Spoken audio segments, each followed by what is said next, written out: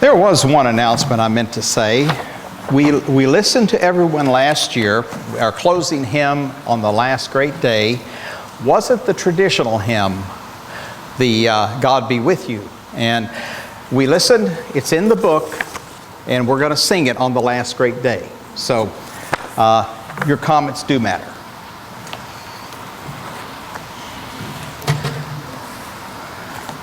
Well, here we are, the third day of the feast. And time seems to fly, especially when you've got activities and things you're involved with. And all too soon, we're going to be singing that song till we meet again on the last great day, or God Be With You. I've heard many people comment how that, when you're involved with things like this and things that are just you look forward to and you really enjoy, that time does seem to fly. They wish they had more hours in the day than the 24 that we've got, and I found myself thinking the same thing. I just wish I had more hours in the day so I could get more things that I want to do done. But there's no point in wishing you had more than 24 hours, because it just isn't going to happen, is it? It's impossible. So the only thing we can do is perhaps just prioritize our time, put the more important things at the top of our feast list. We have 8 hours every day. We have 8 days of 24 hours each day here at the feast. And of course, we need to dedicate at least a third of that to sleep. Now, I can remember some people at the feast who were trying to burn the candle at both ends, and it didn't end well. So we need to do what we're supposed to do and give our bodies physical rest and eat properly and not overindulge or anything. The feast is full of opportunities for many things. Hopefully the things that we don't get to enjoy very often that are really special. Of course, in this country where we have so much abundance, I can remember the first feast I went to eating at a real steakhouse for the first time in my life. Well, steakhouses are almost everywhere now, and now you can go to something really special. I guess, is Burns Steakhouse still here? Yeah, make sure you bring your MasterCard or your Visa or whatever, probably maybe all three, depending on your credit line, but you know what it is. We have so much more abundance than we've ever had before in our history. We're a blessed nation. But we have a lot of opportunities for the physical things like that, to enjoy beach activities, ocean activities, fine dining experiences, watching the sun go down on the ocean, and to listen carefully to see if it really sizzles when it hits the water. But we have another opportunity, and that is to let our light shine here at the feast, that others may see and perhaps wonder, who are these people? What do they believe? How are they different, and why are they different? Let's read over in Matthew chapter 5, verses 14 through 16. I always like to pre-print my scriptures out so I won't pull can't find it in here. So, and some of the versions are modern versions, so it may not read exactly like your King's English. Let's read in Matthew 5, verse 14 through 16. You are the light of the world. A city that is set on a hill cannot be hid. Neither do men light a candle and put it under a bushel, but on a candlestick, and it gives light unto all that are in the house. Let your light so shine before men, that they may see your good works and glorify your Father which is in heaven. Now, the local people here in Tampa Bay might compare, they probably will compare us to the last convention group they had here back in August. It was a political convention. And of course, if we're compared to those people, we want to be compared, the differences between like day and night, and we want to be compared to the daylight part and not behave as some of the people at the convention did. And hopefully no one gets into trouble and they end up on TV. Opportunities are always with us. But opportunities don't always come knocking. They say opportunity may knock once, but sometimes opportunity doesn't really come knocking at all. You have to go looking for the opportunity. Apart from this physical refreshing that we can enjoy here at the feast, we can we can, well, there remains something more important, what the feast is all about. We talk about it being a spiritual feast. We need to have a spiritual refreshing. Now, hearing the sermons and all of the, it's the fellowship, we expect to receive a lot from that. With many more people at the feast than compared to a normal Sabbath service, you have an opportunity to make new friends and to renew old friendships. That's always something good to see somebody perhaps you haven't seen in several years, and to be able to update information and share experiences. And we only have 8 days in which to do that. So we probably ought to prioritize a little bit, get what's important at the top of the list. Now, these are just a few things we can get from the feast experience. The fellowship and the instruction from sermons and extra time to discuss religious things. With so many people here, it makes it a little easier than we normally would have at our disposal. The other consideration is that we can not only receive a blessing, we can be a blessing to others as well. Turn in your Bibles to 2 Corinthians chapter 8, verses 1 through 4, and I'll be reading from the Bible in Basic English, that translation. And now we give you news, brothers, about the grace of God which has been given to the churches of Macedonia. How, while they were undergoing every sort of trouble, they were in the greatest need. They took all the greater joy in being able to give freely to the needs of others. For I give them witness that as they were able, and even more than they were able, they gave from the impulse of their hearts, seriously requesting us that they might have a part in this grace of being servants to the needs of the saints. Did you see that? That they were requesting to be servants to the needs of the saints. And they weren't all that well off themselves.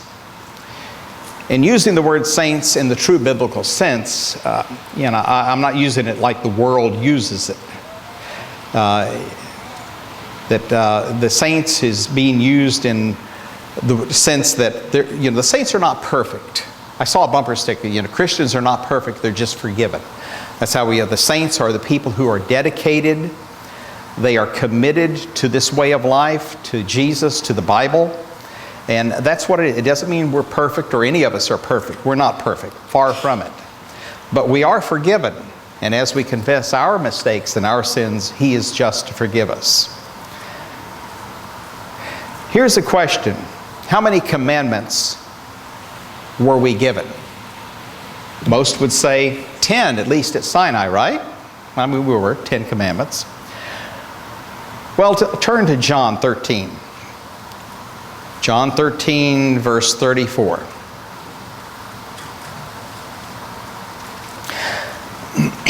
And Jesus is quoted here as saying, "A new commandment I give you, that you love one another as I have loved you, that you also love one another."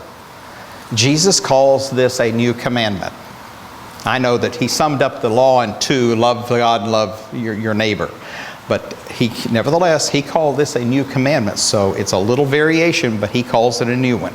We also read over in 1 Thessalonians chapter 4. 1 Thessalonians 4, verse 9. "But as touching brotherly love, you need not that I write unto you, for you yourselves are taught of God to love one another." One way we can carry out this command, one of the commands, one way is we can discover how to become a blessing to others and to show brotherly love. One way is to perhaps arrive a little early if you can at the feast, and circulate, meet new people, talk to people, find out what's going on, what maybe their problems are, or what their needs might be. It may be something extremely simple. Also check the information table, the bulletin board, to see if there's anything new there that might be something you'd be interested in or something you could do. And as simple as it may seem, there's always at least a few people here at the feast who have no one to talk to back at home where they're from. They have no one who understands our beliefs, no one they can share their feelings or thoughts. And sometimes all they need is someone that they can talk to. Doesn't take a lot of money for that, does it? What they need is a spiritual boost, and just to have someone lend an ear to listen. They say you can learn a lot more by listening than by talking, so let's just think of this as expanding our education when we hear from others. We don't want to become weary in well-doing. Let's read over in Mark chapter 12, 41 through 44. Then Jesus took his seat opposite the treasury and watched the people putting their offerings into the chest. Many rich people were putting in large sums. There came also a poor widow who dropped in 2 little coins worth about 2 cents. On this he called his disciples to him and said, I tell you solemnly that this poor widow has put in more than all who have put in their offerings into the treasury. For they have all put in what they could spare out of their surplus. But she, out of her poverty, has put in all that she possessed, her whole living. Most of you have seen these ads, priceless, something, I don't know if it's a credit card company or somebody has these priceless ads, and some are crazy, but some are very heartwarming. And so now even a widow who only has a very meager amount to sustain herself may possess something that is priceless. And that is to be a caring listener. Someone who wants to just talk and needs to have a sympathetic ear. And when you think about this, they become a servant to the saints, as the Macedonians did. There are some people here who could use a little help physically, financially, or just transportation-wise. They would like to go. They might even have enough to do something where they want to go, but they have a little trouble getting transportation. We don't have the greatest mass transportation here. A lot of folks may be on a very tight budget, especially the widows and widowers, single parents, like I said. Now, I know for the most part, most of us don't know who these people necessarily are. But by coming early and circulating, and if you have some means to do something, that's one way that you can find out. For those to whom God may have given a little extra financial means, physical things, some may have been given a little extra, some may have been given a lot. It's clear that it is pleasing to our Father in heaven when we think enough to share or include someone in what we're able to do. Again, let's read over in Matthew chapter 25, verses 34 through 40. I'm reading this from the modern King James Version. Then the king shall say to those on his right hand, Come, blessed of my Father, inherit the kingdom prepared for you from the foundation of the world. For I was hungry, and you gave me food. I was thirsty, and you gave me drink. I was a stranger, and you took me in. I was naked, and you clothed me. I was sick, and you visited me. I was in prison, and you came to me.